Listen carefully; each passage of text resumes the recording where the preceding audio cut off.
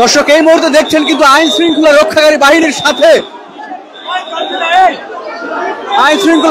বাহিনীর সাথে কিন্তু মুখোমুখি অবস্থানে নিষিদ্ধ ঘোষিত যে জঙ্গি সংগঠন হিজবুত তাহরীর সদস্যরা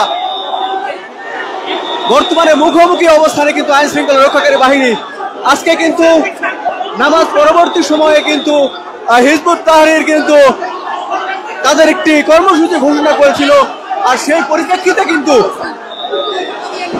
বিএনপি থেকে কিন্তু একটি নোটিশ দেওয়া হয় যেখানে কোনোভাবেই নিষিদ্ধ ঘোষিত জঙ্গি সংগঠনকে কিন্তু সেভাবে তাদের যে কর্মসূচি এটি করতে দেওয়া হবে না।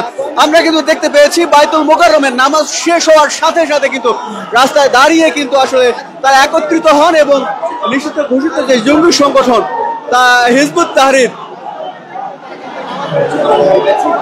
তাদের আজকের যে কর্মসূচি ছিল সেটি কিন্তু ছিল মার্চ টু খিলাফত। আপনাদেরকে সরাসরি আমরা যুক্ত করেছি বাইতুল মোকাররমের যে উত্তর গেট রয়েছে সেই উত্তর গেটের সামনে থেকে। আমরা কিন্তু আইন শৃঙ্খলা রক্ষাকারী বাহিনীর যথেষ্ট উপস্থিতি লক্ষ্য করছিলাম।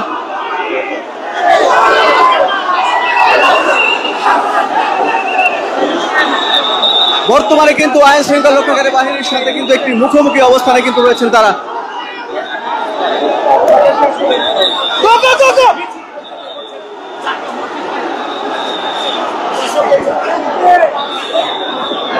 আপনাদেরকে আমরা সরাসরি যুক্ত করেছি বাইতুল মোকাররমের যে উত্তর গেট রয়েছে সেই উত্তর গেটের সামনে থেকে। বর্তমানে আইন শৃঙ্খলা রক্ষাকারী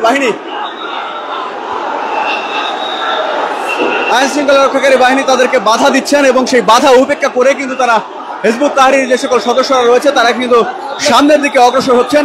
আমরা আপনাদেরকে যুক্ত করেছি বাইতুল মোকাররমের যে উত্তর গেট রয়েছে সেই উত্তর গেটের সামনে থেকে।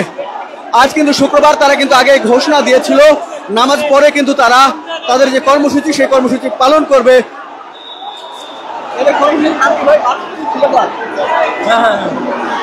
মার্চ টু খিলাফত। দর্শক সামনে কিন্তু আইন শৃঙ্খলা রক্ষাকারী বাহিনীর কিন্তু বড় একটি ব্যারিকেড এবং হিজবুত তাহরীর যে সকল সদস্যরা আছেন তারা কিন্তু সামনের দিকে অগ্রসর হচ্ছেন। আপনাদেরকে আমরা যুক্ত করেছি সরাসরি কালের কণ্ঠের মাধ্যমে। বিশাল একটি মিছিল কিন্তু হিজবুত তাহরীর আসছেন এবং সামনে কিন্তু আইন শৃঙ্খলা রক্ষাকারী বাহিনী কিন্তু আসলে প্রস্তুত। সামনে যে বাধা ছিল সেই বাধা কিন্তু তারা আসলে ভেঙে কিন্তু তারা এদিকে এসেছেন এবং সামনে কিন্তু পুলিশ সহ কিন্তু বর্তমানে যুক্ত করেছে আপনাদেরকে কালের কোর্টের মাধ্যমে। সামনে কিন্তু পুলিশের যে ব্যারিকেড সেই ব্যারিকেড, শুধু পুলিশ না যৌথ বাহিনীর যে ব্যারিকেড সেই ব্যারিকেড কিন্তু সামনে রয়েছে।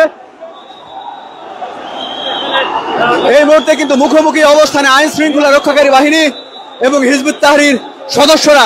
আপনাদেরকে আমরা যুক্ত করেছি কালের কণ্ঠের মাধ্যমে।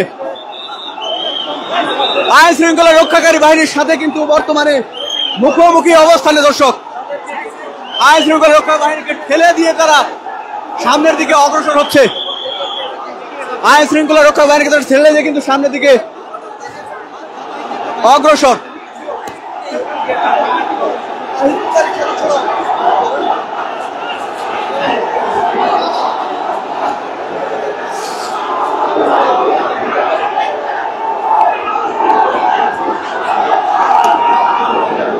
দর্শক এই মুহূর্তে কিন্তু হিজবুত তাহরীর সদস্যরা সামনের দিকে অগ্রসর হচ্ছে।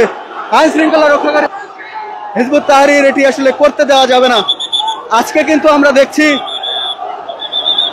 পুলিশের ব্যারিকেড ভেঙে বাধা ভেঙে কিন্তু হিজবুত তাহরীর কিন্তু এই মুহূর্তে তাদের যে মার্চ ফর খিলাফত কর্মসূচি সেটি কিন্তু পালন করছে। তাদের একটি ব্যানার আমরা এই মুহূর্তে দেখতে পাচ্ছি 101 ইয়ার্স সিন্স দ্য। দর্শক আর পড়তে পারছি না, আসলে ব্যানারটা ইয়ে হয়ে গিয়েছে। তাদের যে মার্চ ফর খিলাফত অর্থাৎ খিলাফত প্রতিষ্ঠার দাবিতে কিন্তু হিজবুত তাহরীরের যেই আজকের যেই তাদের মার্চ ফর খিলাফত সেই খিলাফত কর্মসূচি কিন্তু তারা পালন করছে। আমরা যুক্ত করেছি কালের কণ্ঠের মাধ্যমে, সরাসরি আপনারা দেখছেন।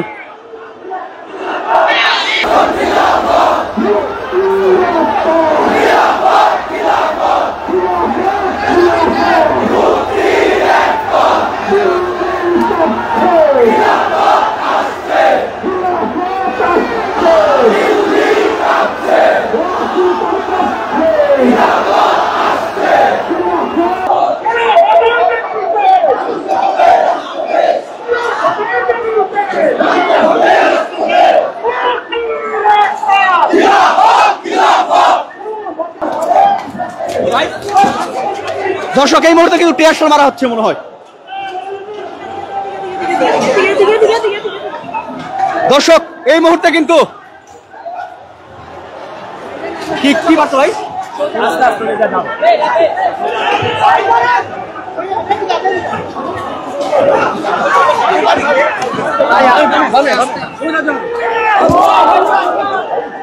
দর্শক এই মুহূর্তে কিন্তু পিছন থেকে মনে হয় আমরা আপনাদেরকে যুক্ত করেছি কালীগঞ্জের মাধ্যমে।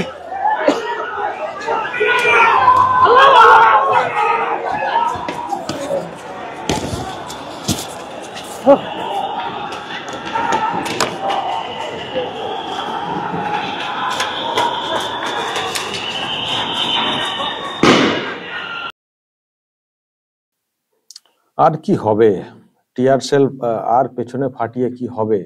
যেটা ফাটানোর তা তো হিজবুত তাহরির ফাটিয়ে দিয়েছে। একটা নিষিদ্ধ জঙ্গি সংগঠন প্রকাশ্যে এইভাবে মিছিল করে ফেললো বাংলাদেশে, ঢাকাতে। একটা নিষিদ্ধ সংগঠন, জঙ্গি সংগঠন, দর্শক শুনলেন, এই কালের কণ্ঠ ওরা লাইভ করেছে, এটা আমার তো কথা না, ওখান থেকে বলা হচ্ছে নিষিদ্ধ সংগঠন, জঙ্গি সংগঠন, ওখান থেকে বলা হচ্ছে। আমরা ভারতীয় মিডিয়া বলছি এটা না। তো মিছিল করে ফেললো, একটা এত বড় একটা র্যালি করে ফেললো, এবং সেখানে পুলিশের যে বাহিনী অসহায় নিরুপায়, তাদেরকে সরিয়ে দিয়ে ধাক্কা দিয়ে চলে গেল। ক্ষমতা নেই, ওই পেছনে মানে মিছিল হয়ে যাওয়ার পর পেছনে দুটো ওই টিয়ার সেল ফাটানো, এ তো লোক দেখানো, এ তো লোককে বোঝানো, মানে একটা অংশকে যে না আমরা এইসবের বিরুদ্ধে। কিন্তু অ্যাকচুয়ালি এটাকে করতে দেওয়া হলো কি করে? হ্যাঁ, একটা নিষিদ্ধ জঙ্গি সংগঠন, একটা ইন্টারন্যাশনাল সংগঠন কিন্তু এটা, মানে এই হিজবুত তাহরির, যার সদর দপ্তর হচ্ছে লেবাননে। লেবাননে, হ্যাঁ হ্যাঁ, লেবাননই তাদের সদর দপ্তর।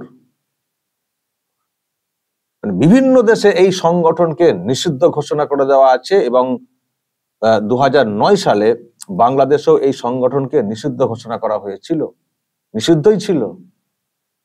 হঠাৎ করে তাদের মধ্যে এখন একটা চাঙ্গা ভাব, এবং আজকে একটা এইরকম মিছিল করে ফেললো।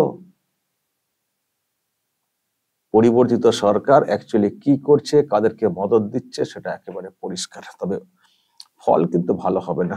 প্রিয় দর্শক, আমি শফিকুল ইসলাম এবং আপনারা দেখছেন আরামবাগ টিভি। এরা নাকি আগেই বলেছিল যে আজকে আমরা র্যালি করব, আগেই বলেছিল, ঘোষণা দিয়ে দিয়েছিল। মানে কতটা সাহস, ঘোষণা দিয়ে প্রোগ্রাম হচ্ছে যে আজকে নামাজ আছে, নামাজ পড়ে আমরা র্যালি করব। ডাক দেওয়া হয়েছিল, সেই ডাকে ব্যানার পোস্টার নিয়ে অনেকে হাজিরও দেখছি হয়ে গেছে। আবার বলা হচ্ছে গতকালকে নাকি ইউনূস সরকার মানে বিজ্ঞপ্তি দিয়েছিল যে না, এটা করা যাবে না। এটা বলা হচ্ছে সরকার নাকি বলেছিল যে এইসব করা যাবে না। তো কি হলো? কিছু নাকি ধরপাকড়ও করেছিল। তো কি হয়েছে? ধরপাকড় কোথায় কি করেছেন আপনারা, বা কি আপনাদের তাহলে নিষেধাজ্ঞা যে এরপরে এত বড় প্রোগ্রাম হয়ে গেল শহরে, ঢাকার মতো একটা জায়গা, সেখানে এত বড় একটা মানে র্যালি, এত লোকজন কি করে করে ফেললো? যদি আগে থেকে আপনারা এইসবের বিরুদ্ধে হয়ে থাকেন, যদি সত্যি পুলিশ প্রশাসন, আইন শৃঙ্খলা বাহিনী যদি সত্যি এটাকে রোখার জন্য চেষ্টা করে থাকে, তাহলে এত জমায়েত এইসব কি করে হলো? কি করে হলো? এত বড় র্যালি হয়ে গেল, এত বড় প্রোগ্রাম হয়ে গেল, মার্চ টু খিলাফত নাকি, মানে ওই শরিয়াতি আইন মানে এ করতে হবে, চালু করতে হবে, প্রতিষ্ঠা করতে হবে, এই আর কি লক্ষ্য। এত বড় হয়ে গেল, কি করে সম্ভব?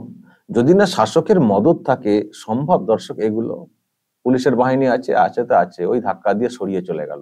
যখন চলে গেল তখন পেছন থেকে দুটো একটা ওই টিয়ার সেল ফাটানো, দেখো আমরা আছি। এইসবে কিছু হবে না।